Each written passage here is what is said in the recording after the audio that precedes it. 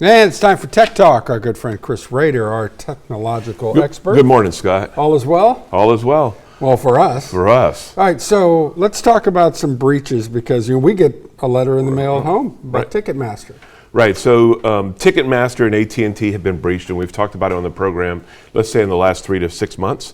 And they have presented letters to you with options to provide some type of cyber. Yeah, you can access the security thing. And give you a little context, we get this in the mail. Chris is on the road. Right. He's in Dallas. And I'm texting him saying, hey, Chris, what should we do? What does this mean? Because it says, the whole Ticketmaster system has been breached. Right, so you have a similar letter from AT&T, but don't be alarmed, right? I mean, this has happened many, many times with many companies. Yeah. So this morning I'd like to talk about the repercussions of that letter. Okay, yeah, please.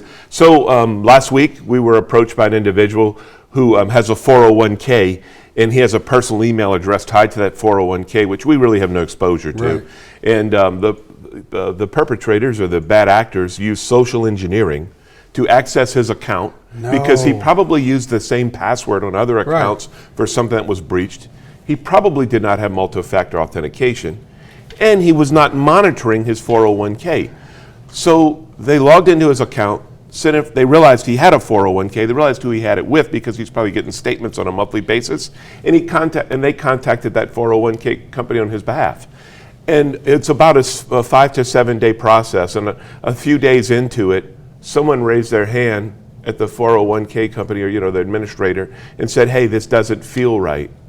But they were getting ready to wipe out this guy's entire savings. They were able to stop this? They were able to stop it. But it was a result of social engineering and not monitoring your account. So here's what I'd like to leave people with today. If you have a 401k, please know that this is low-hanging fruit for these bad actors, and they're coming after them. So today, contact your administrator, whoever manages it, within your company or outside of your company, and verify who has access to it. If you have a personal email address, why don't you change the password on that email? Set up multi-factor authentication. It won't take long. Well, this is a discussion maybe for another time, but the need to change passwords, because especially as you get older, and I have so many different accounts, whether it's and a couple email accounts and a UL account because I teach a couple classes there. And you start to go, man, that's where I'm just going to keep it on. A password manager comes in. That's on your phone. There's a token that goes with it. Yeah. So it is secure. And LastPass is one, OnePass is one, Keeper is another. There are many of them, but you need to have one of those, Scott. We talk Ticketmaster. Anything, AT&T, any different? No, it's very similar. Your social security number. The difference in AT&T is now they have your phone number. So they're building this digital profile on the dark web. But AT&T is the phone number, and Ticketmaster is social security and all your other information. Good to have you, that you returned my phone calls and texts. I appreciate it. You're I'll try welcome. not to violate your privacy That's too much. fine.